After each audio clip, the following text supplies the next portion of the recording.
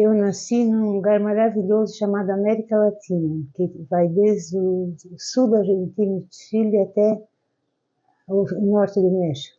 Ali no meio tem um pontinho assim chamado Blumenau, lá eu nasci. E lá eu fui criança, e lá eu fui na escola, eu era assim, primeira aluna da sala, aquelas alunas estudiosas assim. E assim eu fui indo sempre com essa coisa de gostar de estudar. Lia muito, era o tempo das revistas.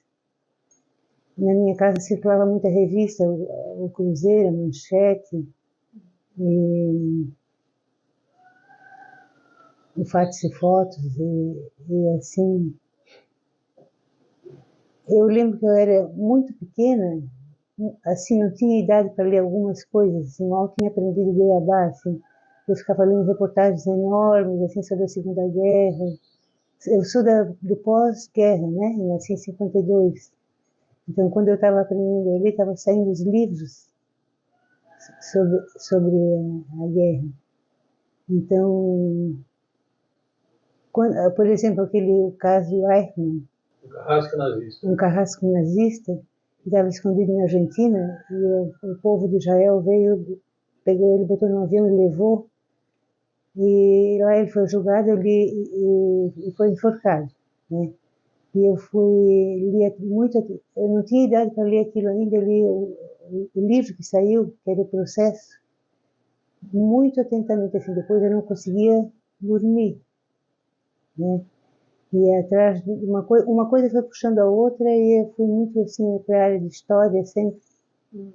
Mas assim, o primeiro deslumbre da história era a Segunda Guerra, né? Então assim, minha ligação com os fatos de hoje vem de muito longe, assim.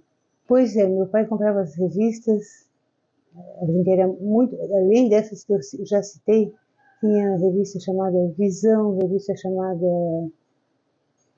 Tinha um manancial de revista dentro de casa, assim, nada comparável com o Google, mas em todo caso tinha. E, e assim, e minha mãe comprava as revistas católicas e livros católicos. Então, por exemplo, eu lembro que foi muito forte no meu primeiro tempo que eu já sabia ler, a leitura de um livro de um padre que tinha sido um padre ocidental que vivia na China e que na Revolução Comunista de lá foi preso, passou dificuldades e tal, conseguiu plantar um pezinho de trigo assim num canto para fazer uma hóstia para no Natal ele fazer uma cerimônia e tal. Então eram informações que chegavam para a gente assim pela metade sempre, né? A gente não sabia muito o que pensar. O primeiro que vem aclarar as ideias assim é Jorge Amado, com o livro Seara Vermelha. Seara Vermelha. Porque na igreja, que era a maior fonte de informação que a gente ouvia falar muito mal de comunismo, de coisas assim, como até hoje, né? E hoje tem outras fontes de informação, inclusive essas de WhatsApp, que não sei como é que chega nas pessoas, tudo distorcido e torce a cabeça das pessoas, né? Mas, então, eu cheguei a escrever aí em algum momento, mais para trás, tempo que eu estava produzindo muitas crônicas, eu produzi 700, sobre o que fizeram com as crianças daquele tempo, botaram medo do comunismo e tal, e eu fiz uma programação como é que eu ia viver quando chegasse o comunismo, que eu ia fugir para a mata, porque era assim, ó, o que nos contavam? Que o comunismo ia chegar e a gente ia ser obrigada a sair da igreja. Nós éramos da Igreja Católica, né? E Porque, assim, eu fiz todo um planejamento que eu ia subir os morros, ia me esconder na mata, ia levar água em garrafa, ia levar farinha de mandioca, que era uma coisa que eu gostava de comer crua, e um caixote para dormir dentro, para os bichos não me pegar. Só que aí eu errei nos cálculos. Eu disse para... Fui falar com a minha prima mais estudada, assim, que já estava no ginásio. Disse, quando é que... Quanto tempo demora uma guerra? Porque aí ela disse, a última demorou 6 anos. Era muito tempo. Não dava de ficar escondida. E aí, então era assim, tinha duas opções. Ou a gente virava comunista para não ser torturado, porque a gente ia ser torturado pelos comunistas se não virasse. Ou a gente virava,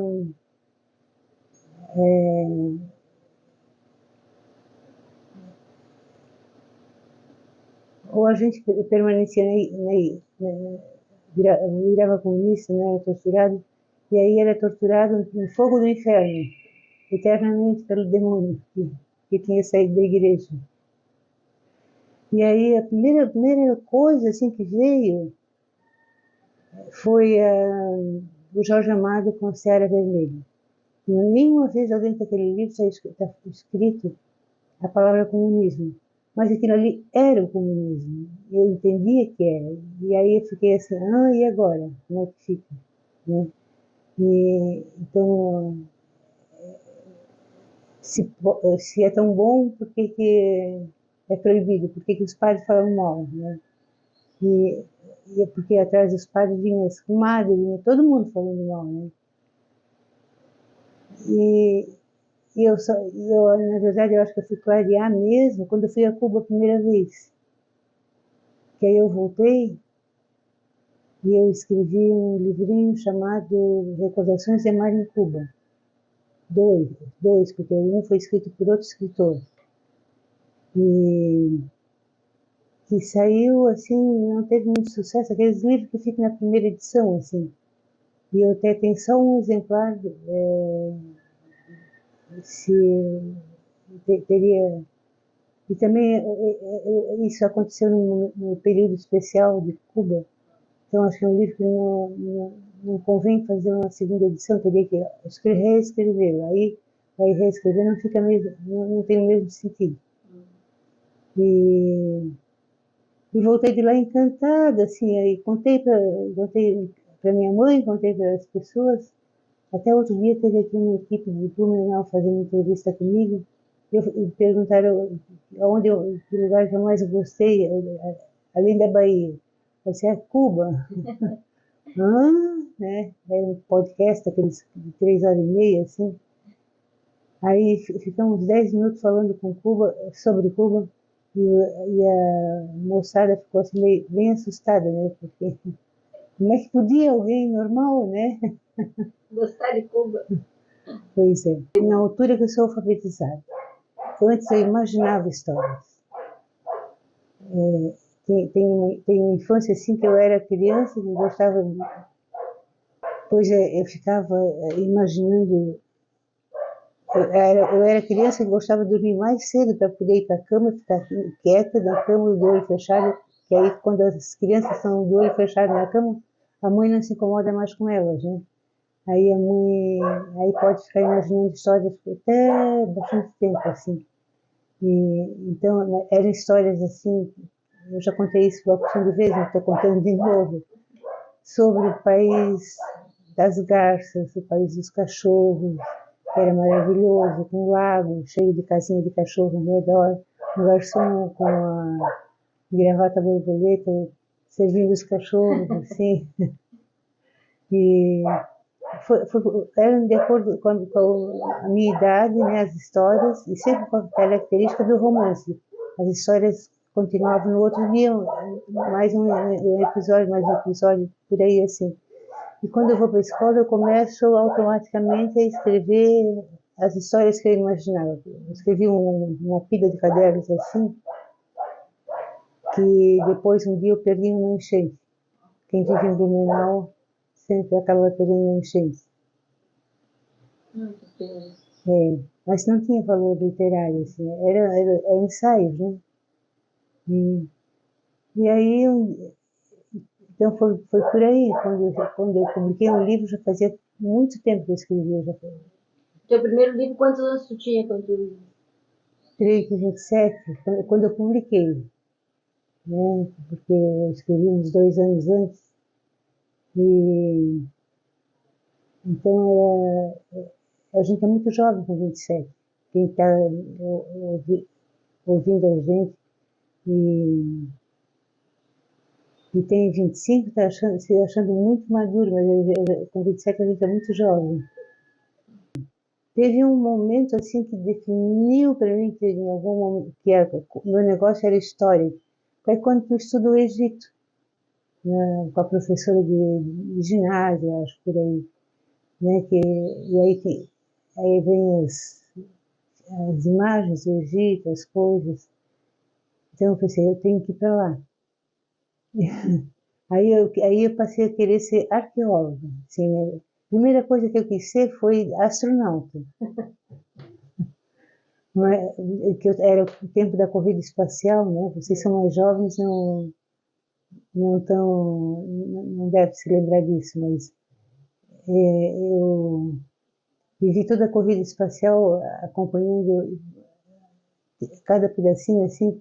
Eu estudava muito porque eu queria ter nota muito boa para poder ser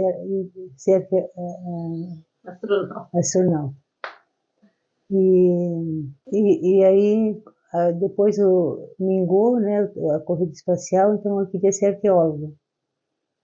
E eu passei uma vida sem ter sido arqueóloga, e aí, porque aí eu fui estudar economia, fiz uma série de outras coisas, trabalhei como bancária e tal, mas na altura que eu estava quase me aposentando, eu fui fazer o curso de História, e aí eu me deparo em sala de aula com uma professora de arqueologia. Foi assim espetacular, é quando eu embarco na pesquisa do Sambaqui. Sambaqui, né? Porque eu tinha uma mágoa, até escrevi sobre isso, que eu, nessa altura, eu já tinha começado a viajar pela grande América Latina, né?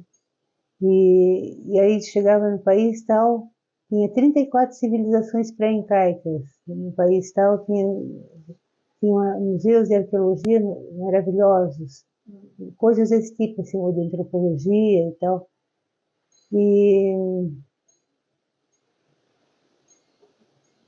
E eu achava assim que no Brasil não tinha nada, que era assim, o nosso indígena brasileiro nunca tinha feito nada além de caçar, pescar e tomar banho de rio. Eu tinha uma mágoa disso, assim, aí quando eu entro numa aula de arqueologia e a coisa é muito mais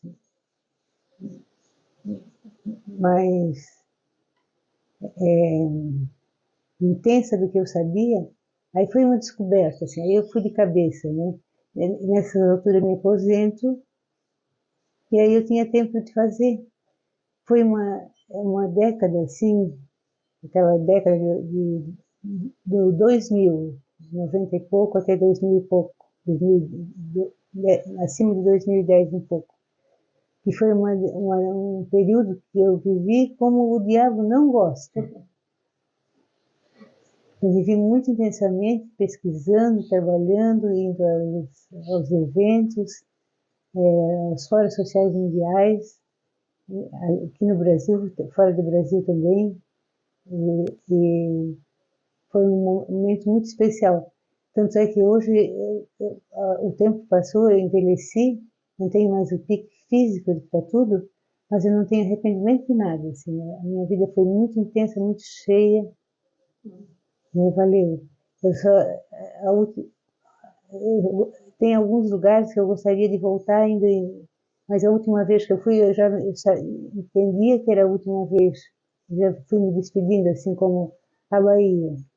Me despedi da Bahia, me despedi do mar da Bahia, me despedi de La Paz.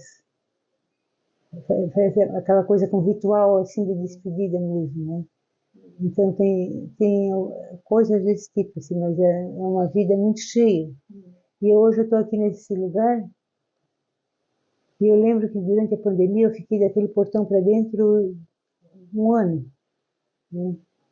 E aí, em algum momento desse ano, eu escrevi num diário, que tem agora o livro chamado Diário da Pandemia, né? Que saiu um grossão, 700 e poucas páginas. Eu escrevi ali sobre esse lugar aqui onde eu moro, a minha casinha, o meu quintal, e a minha montanha, o meu mar, aqui tudo junto assim. Que eu, a vida inteira eu procurei esse lugar para ser feliz. E aí eu achei que o melhor lugar do mundo era aqui e agora. Então, assim, tenho uma felicidade de estar vivendo nesse lugar aqui, né? Eu avalio que eu fiz o que eu tinha que fazer. Que agora vai sair uma coletânea de crônicas desse período que o diabo não gosta, né? Que é homenageando um companheiro dos movimentos sociais chamado Teles, que foi alguém muito especial naquele período e que morreu muito prematuramente, de uma forma inesperada, assim, num acidente. E são 30 textos, um pouco mais de 30, sobre esse período, assim. Mas como é que eu avalio a minha carreira? Era o que eu tinha que fazer. Não poderia ter feito diferente, nem ter sido outra coisa. Assim, um dia eu falei para o Viegas, que estava de visita aqui, eu disse: Viegas, eu me sinto assim. Eu já fiz, se eu morrer agora, tudo bem. Eu fiz o que eu tinha que fazer. Me sinto inteira. Só sinto pela essa coisa péssima que a gente está assistindo no mundo, de ver o fascismo crescer do jeito que está crescendo, né? Não gostaria de estar vendo isso.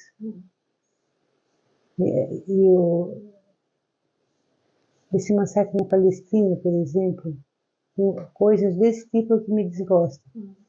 E, em compensação, meus amiguinhos, que são meus cachorrinhos, e a minha gata, só me dão alegrias. Às vezes eles ficam com dodói, e aí a alegria não é tão grande. Eu ia começar, não sei se eu vou mexer com isso ainda, porque aí quando eu ia começar, até eu já tinha começado, veio a pandemia, e até aquele começo de texto, mas é fácil estar aqui, eu poderia recompor. Eu tive o laptop roubado e fiquei sem o texto. Uma coisa um romance que eu só vi um outro na história da literatura que eu conheço, que é um romance geológico. Eu gosto muito de geologia e essas ciências correlatas, assim. Que é, como é que eu vou dizer, o personagem principal seria o planeta Terra. E existe um romance com essa coisa geológica que se chama Havaí, James Mirner, e que é simplesmente maravilhoso. Então eu pensei, se ele pôde fazer, eu também posso, né? Então, a Terra, como eu tinha uma pesquisa pronta, tudo, só que com a pandemia pareceu assim que perdeu o sentido de fazer aquilo agora. Eu deveria ter feito antes, talvez não venha a fazer. E naquele período, tem outras coisas, assim, por exemplo, teve um período que havia muitas pessoas andando a pé. Isso aí era o governo Fernando Henrique, né, por aí, andando a pé pelas rodovias. Aí, até perto do ano 2000, ou até um pouco depois, pegava o carro em Blumenau para vir a Florianópolis, te encontrava 5, 10, 20 pessoas andando a pé pelas estradas, às vezes empurrando uma bicicleta ou só com uma sacolinha na mão. E eu conversei com muitas, eu queria contar a história dessa gente também. Mas aí depois a vida deles melhorou, eles saíram da frente, eu fui para a arqueologia. Mas não sei, tem coisas que a gente não vai conseguir fazer. Eu vi como é que o Jorge Amado, que foi alguém que eu tive o prazer de conviver um dia, né? Que como ele estava interessado em ainda criar um romance, ele morreu antes.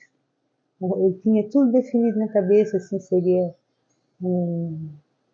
agora eu vou esquecer o nome do personagem, mas um jovem produto das lutas sociais do Brasil e do mundo, né? Ia viver um romance que deveria ser o máximo, mas ele morreu. Isso. E quando tu faz 70, agora já quase 73, tu tem um assim,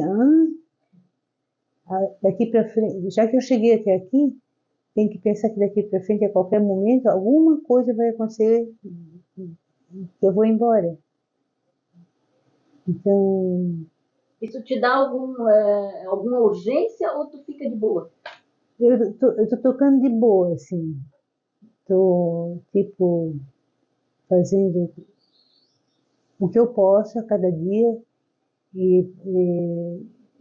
porque eu tenho estou lutando com uma dificuldade física que é o mal de Parkinson, que a gente pode viver e tocando a vida e tal, e não dói, né?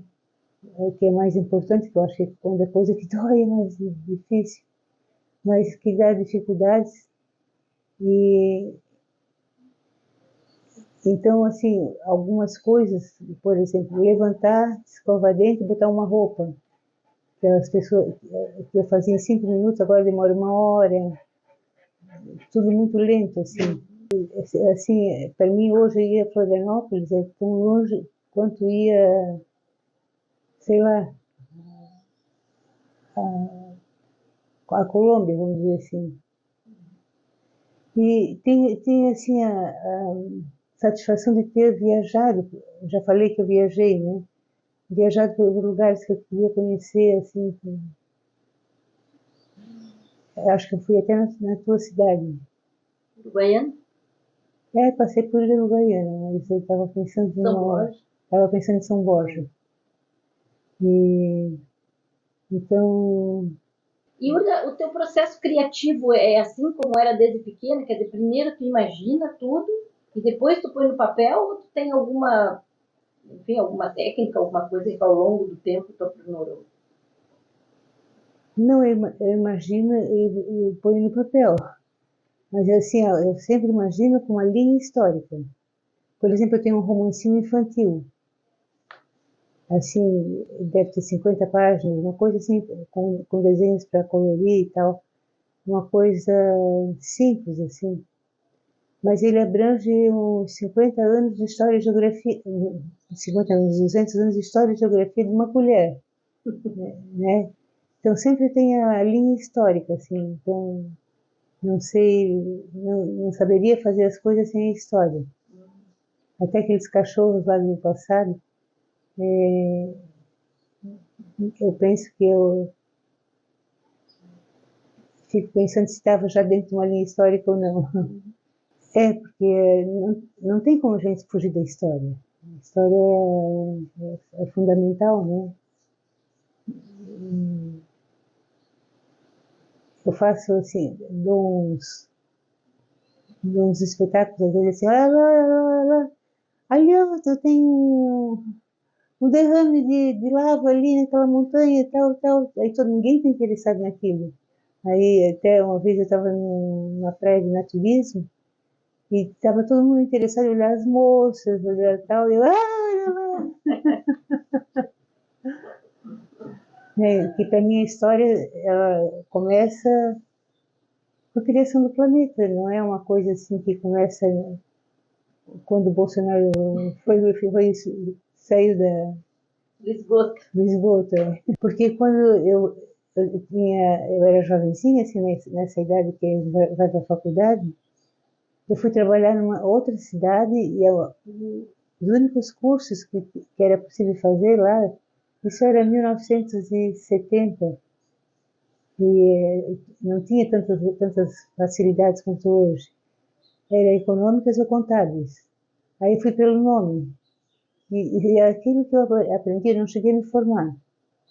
Aquilo que eu aprendi ficou como um lastro, assim, e até hoje eu não saberia fazer uma análise econômica e tal, mas tem coisas que eu tenho ainda de lá. Porque a economia é cheia de história. Ela é até considerada uma ciência, está nas ciências humanas, né? Inicialmente eu queria ir para a Bahia, Trancoso, ou Salvador. E depois eu queria também ir para Quito. E eu queria também ir para Cusco. E aí eu passava aqui nessa estrada, eu ia dar palestras ou fazer alguma coisa no sul do estado, eu passava aqui, sempre descia aqui porque eu era encantada com isso aqui, né? Aí, então eu queria vir para cá também. Aí quando tu vai envelhecendo, tu tem cachorro, tem gato, tu acaba indo no mais perto, não vim para cá. E eu me sinto muito feliz aqui. Eu sei que é como nos outros lugares de Santa Catarina, o fascismo aqui é bem grande e tudo mais, de Santa Catarina e de outros lugares do mundo, né? Mas aqui se vive muito em comunidade, assim,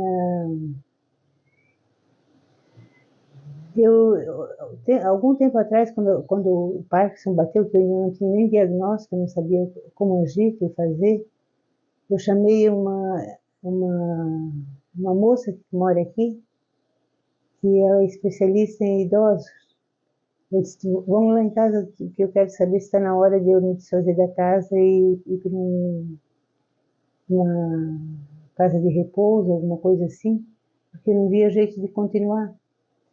Então aí vem ela, aí vem a amiga da gente, aí vem a amiga da amiga, aí vem a vizinha, vem o vizinho, e quando a gente vê a sala está cheia, que todo mundo está tomando as decisões e dizendo, não, mas se tu precisar isso, eu te ajudo nisso, se tu precisar aquilo, eu te ajudo naquilo. É um lugar muito bom de se viver. E,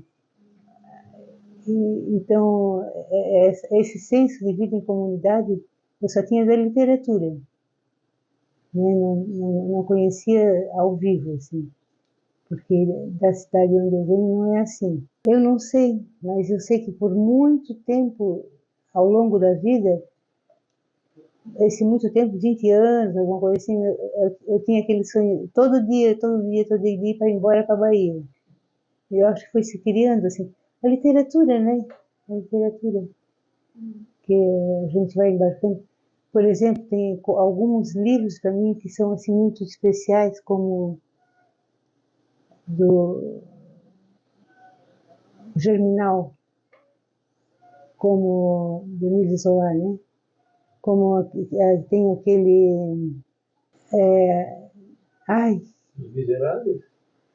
Os Miseráveis eu li antes, aí a informação não foi tão, não, eu não captei tão bem, assim, né? Até mais tarde eu li de novo e eu vi que não tinha captado. Acho que mexeram comigo. Como ali, As Vinhas da Ira, recém, porque hoje eu não posso mais ler um livro de papel. Eu posso ler um livro no Kindle, eu posso ler um livro no computador, assim. Mas aí, enquanto eu ainda podia ler,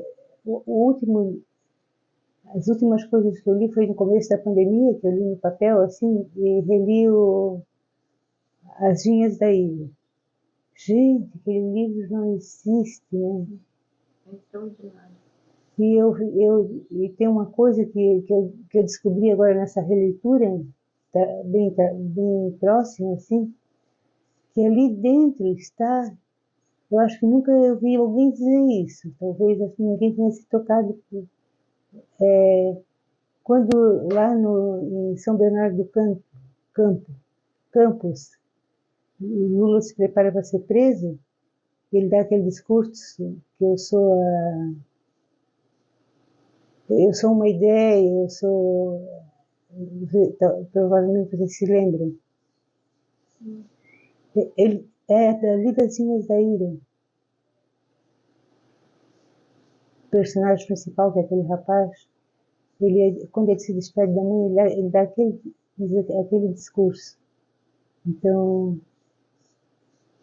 são coisas que vão se imbricando, né? Tem aí no meio do caminho as freiras da congregação de... Agora me falha o nome. Eu fui aluna de escola, depois eu não era aluna. Meus pais, eu não saí de casa, meus pais que saíram. Foram morar numa praia, o trabalho foi para lá, e me deixaram morando num colégio de freiras, que eram todas de Minas Gerais. Era de um outro pensamento, uma novidade assim no ar. E foi muito importante a presença delas, tipo, assim, na minha vida. Minha formação vem muito delas também. Porque eu sou daquele tempo que vocês não se lembram, do tempo que a gente era da JEC. A JEC? E tinha a JOC, né? Juventude Católica. Estudantil Católica, Operária Católica, que acaba em 64 ali. Então, eu sou muito antiga, né? Eu tenho visto falar muito nos programinhas que eu gosto de ver no YouTube sobre a geração Neném, a geração Z, né? Que a gurizada está de 18 a 25. E pelo que eu vejo na prática, eles estão neném mesmo, né? Não sabem o que querem.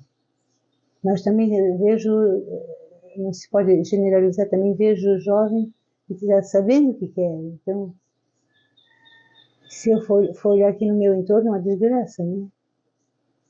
A falta de informação que estraga as coisas, né? Eu faço parte de um grupo de historiadores aqui do sul do estado de Santa Catarina. Outro dia tinha um professor de história fazendo uma coisa horrorosa, assim, uma fala enorme, um vídeo que ele tinha feito para ele mesmo, condenando o Nordeste, né? Condenando o Nordeste como causador dos problemas do Brasil e mostrando por A mais B e tal. Aí eu nunca interfiro lá, disse assim, eu acho que uma coisa assim não podia ficar nessa página, que é uma página de descobertas históricas, né? E aí eu vi o que esse professor ficou muito bravo, e eu vi também que ele era muito velho, então ele era talvez velho como eu, ou até mais, e vi, sei lá, uma centena de outros historiadores que saíram a campo para me defender, né? No sentido de aquelas ideias estarem erradas, né? Então tudo muito, tá assim, eu não sei. Agora eu estou vendo essas coisas dos policiais em São Paulo e em outros estados também, né? Está mais em evidência São Paulo, que joga a pessoa pela ponte abaixo e coisas assim. Isso sempre existiu, né? Só que eu penso que agora tem mais visibilidade, né? Eu realmente não sei o que pensar, não tenho uma definição assim, porque eu acho. Eu acho que eu levei 70 anos para aceitar que o mundo está piorando. Eu era sempre aquela pessoa que achava assim, não, está melhorando, porque 200 anos atrás acontecia tal coisa, hoje não acontece e tal. Mas a gente tem que pensar em termos de planeta, né? Então, depois de tanto tempo que vão se criando as informações, a tecnologia e tudo mais, a gente vê gente querendo de volta os tempos que se foram. Então, estou aí, assim, eu espero não precisar ver coisas muito ruins, mas estou muito preocupada com o mundo. Eu vejo bem, eu vejo bem. Até agora de manhã estava vendo uma informação que me encantou.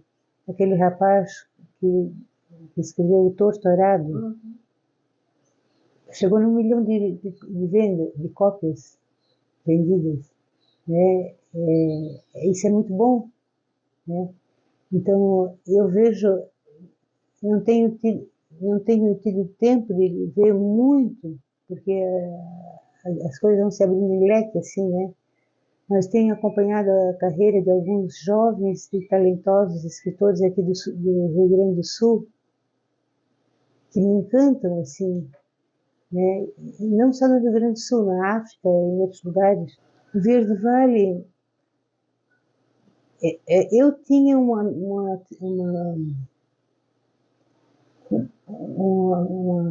admiração pelo fator imigrações. Não era exatamente aquela imigração ali. Então, estava sempre lendo e procurando saber mais sobre tudo que eu pudesse sobre imigração. Imigração inglesa para o país tal, imigração, e assim por aí afora. Até que eu olhei para o caderno e para a caneta e pensei assim, caderno novo, está ali ainda. E eu disse, isso aqui, eu tenho que escrever a respeito desse tema, mas qual é a imigração que eu vou usar? Aí que veio a coisa de imigração alemã para o Vale do Itajaí, que era aquela na qual eu estava dentro. Aí eu fui pesquisando em livros de história, em outras coisas que havia por lá. É, por exemplo, assim, eu tinha que saber coisas que eu não fazia a menor ideia, tipo assim, que mês se colhe o milho, que mês se semeia a alface. Então, até o almanaque Renassim, ninguém mais sabe o que é o almanaque Renassim. Até ali eu estava vendo as coisas. E aí eu escrevi e aconteceu o que aconteceu. Até vai sair a 15ª edição agora. Ele tem até uma edição em braille. Né? E aí o que continua é esse, porque aí tem um outro chamado As Brumas Dançam sobre o Espelho do Rio, um outro episódio histórico acontecido no Vale do Itajaí. E depois vem o terceiro, é a continuação do primeiro, que é No Tempo das Tangerinas. Esse aí já tem toda uma outra visão, que é assim, eu já tinha amadurecido um pouco, né? E aí eu me apeguei às informações que aconteciam nas varandas de domingo na minha infância, porque meu pai foi pracinha na Segunda Guerra. E os meus tios, os amigos deles, todo mundo tinha sido pracinha, eu estava no exército, alguma coisa assim. Então, o grande assunto era a Segunda Guerra. Então, eu vou pegar. Eu ficava escutando, depois eu ia ler, conferir e tal. Então, e era um tempo que as pessoas tomavam café, comiam doces no domingo à tarde, uns visitavam os outros. Hoje, a gente vai na casa de alguém para tomar cerveja, né? Então, aí nasce o Tempo das Tangerinas, com os descendentes do primeiro livro, vão viver o segundo livro, em outro século, né? E, então, mas aí já é uma observação local, assim, né? Coisas acontecidas dentro da minha própria família. Mas acho que a grande literatura é essa mesmo, né? Assim, o cara conta sua aldeia, né? Conta sua aldeia numa dimensão Que universal. lindo isso aí que eu acho. Uma eleição para o Prêmio Nobel de Literatura, que é na Suécia, né? Suécia. Suécia, tá? Que os jurados tiveram que aprender uma nova língua, uma das línguas da Índia, para poder ler o livro que acabou ganhando, porque ele retratava a aldeia do cara. E o cara nunca tinha saído mais do que 10 quilômetros além da sua aldeia. Então, para mim, sempre a informação veio por aí. Eu acho que os outros talvez pegaram por aí também. Eu tenho lido muito. O que eu tenho lido é mais sobre a literatura negra que está se fazendo. Tanto da América, daquela de lá, quanto aqui da América de cá, quanto da África, né? Tem uma produção grande, assim. Eu cheguei a pegar, porque teve um momento, assim, na minha juventude, que eu gostava muito de ler, vi o filme, acho, umas 3 vezes, coisa assim, O Vento Levou. Agora, aqui nessa casa, eu comprei para ler no Kindle, porque já minha vista não alcança. Eu fui reler O Vento Levou para ver se realmente aqueles preconceitos todos existiam mesmo, estava tudo lá no livro. E quando a gente é mais nova não se dá conta de algumas coisas, né? E está tudo lá. Eu acho que a arte ela é mais poderosa, né? A despeito de desgraças que a gente vence. Por exemplo, no Rio Grande do Sul teve aquela enchente que foi uma tragédia, né? Que nossa, eu passei, aquilo entrou em mim, assim, que eu venho de uma cidade que tem aquilo, né? E eu não conseguia nem me humanizar, mas assim, no final do dia eu tinha que ver salvamento de cachorro para melhorar, para me humanizar de novo. E eu publiquei no Facebook assim, botei alguns autores de lá, assim, estou aqui a imaginar o que os jovens e talentosos autores do Rio Grande do Sul vão escrever sobre isso. Porque daqui a pouco a gente vai ver as produções deles. Né? Então, eu acho assim que a literatura é uma das artes. Né? E a arte ela é superior, ela não se estraga. Basta ver como a arte explodiu no país agora recentemente, como se teve um primeiro hausto vivificante, assim, né? E tá essa moçada aí fazendo coisas belíssimas. Então, assim, eu queria ter o tempo de todo dia ler um livro, mas não dá, porque tu tens... A minha vida é muito congestionada e tudo está mais difícil de fazer, mais demorado. Eu perco muito tempo em coisas que não perdia antes. Esse lugar maravilhoso. Eu estou fazendo. Só que não dá para respirar muito. A agenda não deixa. Então, é isso, né? O bom é que foi o nosso projeto novo. Eu espero que depois e a gente não viu com outra pessoa, né? Eu me sinto muito honrada.